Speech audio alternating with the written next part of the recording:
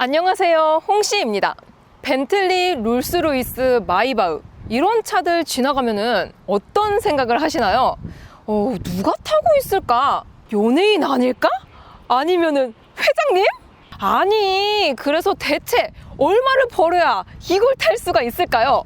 그래서 오늘 G90 리무진의 숨겨진 기능과 얼마를 벌어야 살 수 있는지 알아보겠습니다.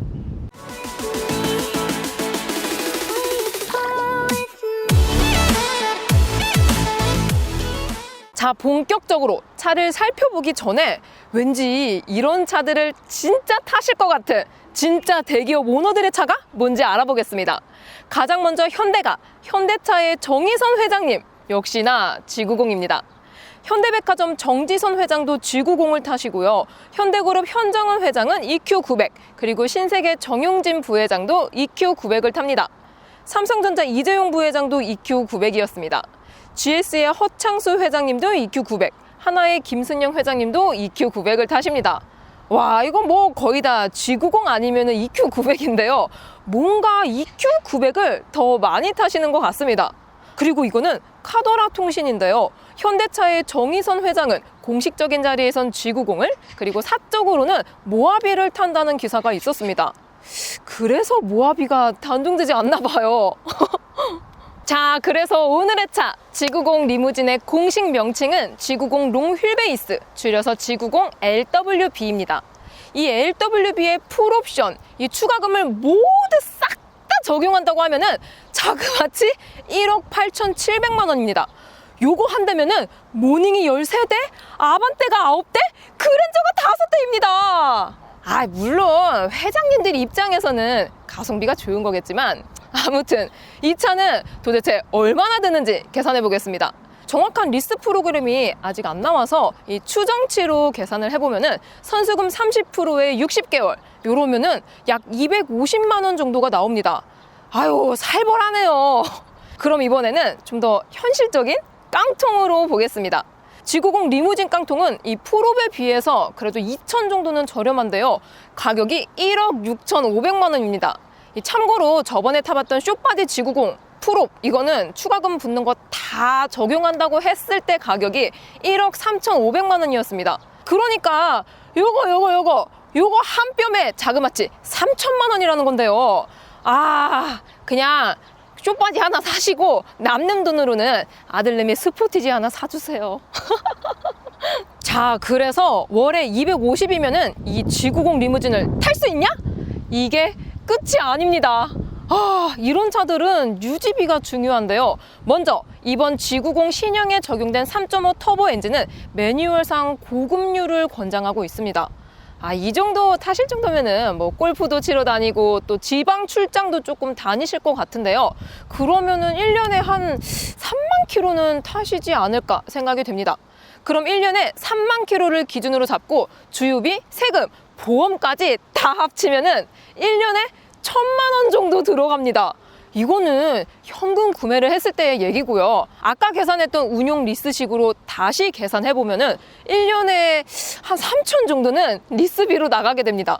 근데 이거는 직접 운전하고 다녔을 때의 이야기고요. 이런 차는 또 수행기사가 있어야죠. 이 구직 사이트를 보면은 임원직 수행기사분 연봉이 4,000에서 4,500 정도로 책정되어 있습니다. 대충 월 350 플러스 성과금에 그런 거가 더 있겠죠.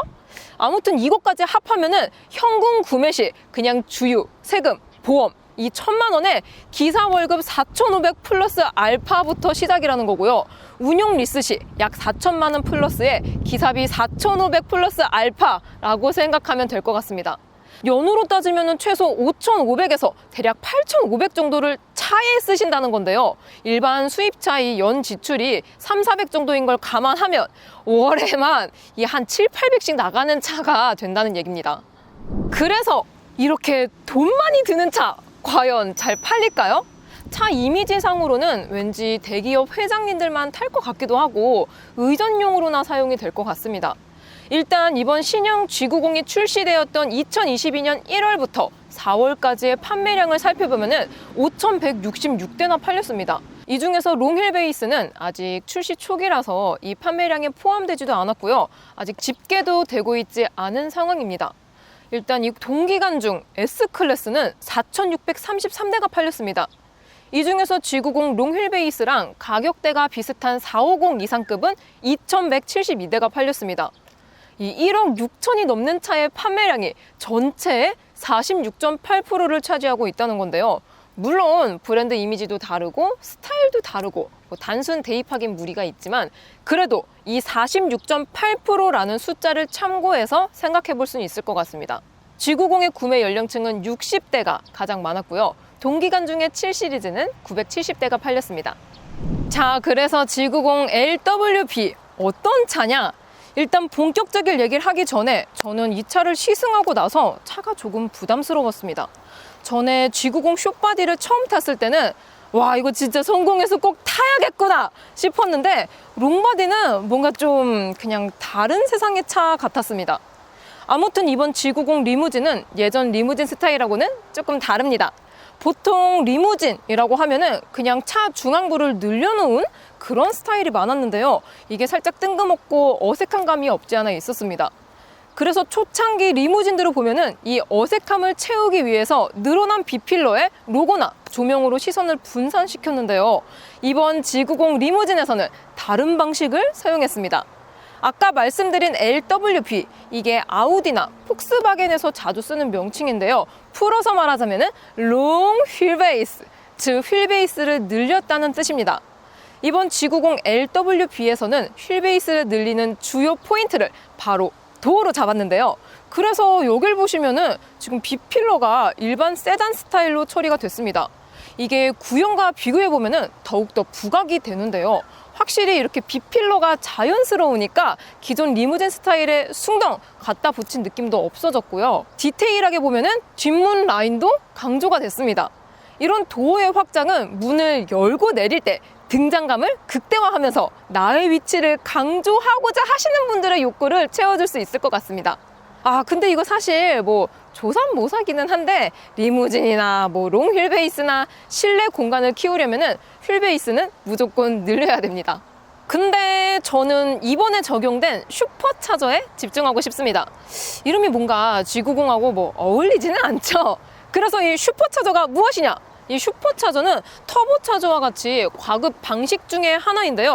일단 엔진에 흡입되는 공기의 양을 늘려준다는 기본 원리는 같습니다. 이 엔진에서는 연료를 태워가지고 힘을 내게 되는데요. 거기에 인위적으로 공기를 불어 넣어주면서 연소가 더 잘 된다는 뜻입니다. 요거는 예를 들자면은 모닥불에 이렇게 입으로 후 이렇게 입김을 불면은 불이 조금 더 살아나는 원리를 생각하시면 될 것 같습니다.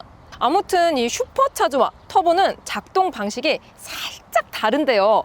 터보는 연소돼서 배출되는 배기가스의 힘으로 터빈을 돌리는 방식이고요. 슈퍼차저는 엔진이 돌아가는 힘으로 작동되는 방식입니다. 그래서 슈퍼차저는 무엇이 좋을까요? 동력원이 엔진인 만큼 터보력이 없다는 게 가장 큰 장점인데요. 이 터보력이 이렇게 큰 차들에게는 승차감을 방해하는 요소로 작용될 수 있습니다. 그리고 터보에 비해서 피크치까지 꾸준하게 출력을 올려줄 수 있다는 장점이 있는데요. 여기까지가 일반적인 슈퍼차저의 설명입니다. G90에는 일렉트릭 슈퍼차저가 적용됩니다. 별도의 모터로 작동되는 슈퍼차저가 들어갔다는 뜻인데요. G90에 적용된 트윈터보는 싱글 터빈보다 터보력이 적고 출력은 높지만 터보 특성상 렉이 생기는 거는 어쩔 수가 없었습니다. 근데 이번 G90 롱 휠베이스에 들어간 일렉트릭 슈퍼차저는 48V 모터로 저속 영역부터 빠른 리스폰스로 터보력을 줄이고 가동성을 살린 방식인데요. 이게 아마 2014년 파리 모터쇼에서 옵티마 T 하이브리드라는 컨셉카에서 시연된 기술이었는데요. 그때는 양산 계획이 없다고 했는데 계속 개발해서 이번에 써먹었네요. 회장님들이 이런 거를 고민하고 사진 않겠지만 일단 유광, 무광 컬러는 총 12가지인데요. 지금 보시는 이 컬러는 바릴로체 브라운 컬러입니다. 이 은은한 펄감이 굉장히 고급스러운데요. 남성 오너분보다는 이 여성 오너분께 조금 더 잘 어울릴 것 같습니다. 20인치 다이아몬드 커팅 그릴, 롱 휠베이스 전용 휠과 이 B필라, 이 바깥쪽의 크롬 가니쉬도 숏바디랑 다른 점입니다. 좌우 굵은 크롬라인 장식이 이 LWB만의 특징인데요. 측면은 마이바흐 느낌이 조금 있습니다. 총중량이 2.6톤인 대형 세단인 만큼 제동할 때 디스크 열 관리가 중요한데요. 냉각보다는 포스를 우선시했습니다. 이런 막혀있는 형태의 휠의 장점은 일반 스포크 휠에 비해서 강성이 높아서 쉽게 깨지지는 않습니다. 리무진인 만큼 2열 비중이 크고요. 도어가 커지면서 문을 이렇게 열었을 때 묵직함이 있습니다. 그리고 자동 도어라서 이렇게 터치로 개폐가 됩니다. 그리고 후면은 범퍼 하단에 크롬 몰딩이 추가가 됐는데요. 그리고 요거는 뭐 기술적인 이야기긴 한데 트렁크를 열고 아이고 당연히 전동 트렁크가 들어가 있고요. 이렇게 러기지 보드를 열어보면은 안쪽에 배터리가 들어가 있습니다. 요거는 무게중심 때문에 그런 건데요. 스페어 타이어룸 공간을 활용했기 때문에 공간 손실은 없었습니다. 이 안쪽 마감재가 부들부들하고 고급스럽네요. 자, 많은 분들이 궁금해하신 실내로 들어왔습니다. 일단 G90 일반 세단과 비교했을 때의 가장 큰 차이점은 바로 이 롱 휠베이스 전용 세미 에날렌 가죽 퀼팅 시트입니다. 이 나파 가죽의 퀼팅을 조금 더 촘촘히 쌓아가지고 차별성이 느껴지는데요. 이 차는 옵시디언 블랙 모노톤이 적용되었고요. 내장재는 총 3가지를 고를 수가 있습니다. 여기에 100만 원을 더 쓰면은 부의 상징! 바로 이 포지드 카본 메탈 G 매트릭스 패턴 가니쉬를 추가할 수 있는데요. 약간 자개 장롱처럼 빛에 따라서 모양과 색깔이 변하는 가니쉬입니다. 그리고 뭐니뭐니 해도 G90 리무진의 하이라이트! 2열입니다. 지금 이 차에는 퍼스트 클래스 VIP 시트, 뒷좌석 컴포트 패키지, 이 파노라마 선루프와 전동식 듀얼 모니터, 그리고 메탈 G 매트릭스 패턴 내장재가 포함돼서 옵션가만 무려 1,550만 원이 들어갔습니다. 뒷좌석은 이 리클라이닝은 물론이고요. 발 마사지와 열선 통풍, 마사지 시트, 전동식 선 스크린, 이 듀얼 모니터에서 모든 거를 컨트롤할 수가 있습니다. 뭔가 이 운전하는 운전자 입장에서는 감시당하는 기분이 들 수도 있을 것 같은데요. 아무튼 2열에 앉은 VIP가 VIP답게 느낄 수 있는 모든 옵션이 총 동원된 상태입니다. 그냥 이렇게 앉아만 있어도 기분이 좋아지고 편하긴 편하네요. 근데 제가 뽑은 최고의 옵션은 바로 사운드입니다. 제네시스는 현대자동차의 프리미엄 브랜드입니다. 즉 프리미엄인 만큼 차별성, 돈 쓴 티가 나줘야 한다는 건데요. 그런 제네시스 중에서 가장 비싼 차면은 비싼 값을 해야 되겠죠? 자동차에 있어서 돈 쓴 티가 나는 포인트는 타사 제품을 써야 하는 곳입니다. 바로 타이어와 오디오인데요. 그렇다면은 사운드의 명가 맹앤 올룹슨 들어가죠. 아, 이거 제가 들려드리려고 했는데 저작권 때문에 아쉽습니다. 이 정도 차에서는 승객이 외부와 단절되게 됩니다. 그만큼 이 청각에 예민해질 수밖에 없는 차인데요. 그 공백을 좋은 소리로 잡으려는 노력은 좋은 것 같습니다. 이런 식으로 사운드에 집착한다는 것은 바로 이 정숙성에 자신이 있다는 뜻으로 해석할 수 있는데요. 그럼 G90 롱 휠베이스의 정숙성을 느끼러 나가보도록 하겠습니다. 고! 짠! 1억 8천만 원짜리 G90 롱 휠베이스를 타고 주행 중입니다. G90에는 이 주행할 때 소음에 반대가 되는 주파수를 스피커로 쏴서 이 실내를 정숙하게 만드는 기술이 적용되어 있습니다. 요게 액티브 로드 노이즈 컨트롤인데요. 요거는 쇼바디에도 있었어요. 아무튼 정숙성은 이 G90 세단하고 동일한 것 같습니다. 근데 이 롱 휠베이스는 슈퍼차저 때문인지 스탑&고가 실행될 때 굉장히 조용합니다. 이 시동이 켜질 때는 소음이 뭐 어쩔 수 없었어요. 근데 이건 뭐 거의 뭐 마일드 하이브리드? 그런 느낌이 듭니다. 데시벨 측정을 해보면은 70km로 맞춰놓고 58데시벨 정도 나옵니다. 제가 얼마 전에 타본 소나타가 한 68 정도였으니까 10데시벨 차이가 나네요.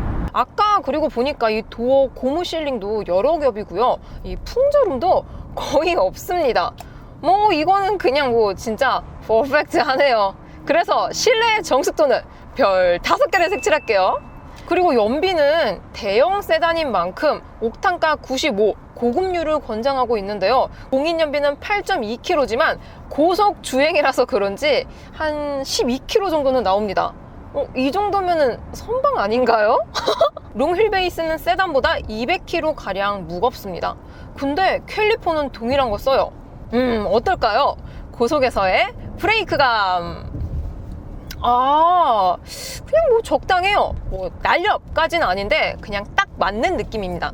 다시 한번 속도를 올렸다가 밟아봐도 아마 이게 G90 처음 만들 때 아예 이 롱 휠베이스를 염두해서 한계치를 높게 잡아둔 것 같습니다. 뭐 부족하진 않지만 그래도 3천만 원이나 비싼 만큼 대용량으로 들어갔으면 더 좋을 것 같습니다. 자, G90도 풀악셀 타임입니다. 차가 큰 만큼 얼마나 잘 나가는지 궁금한데요.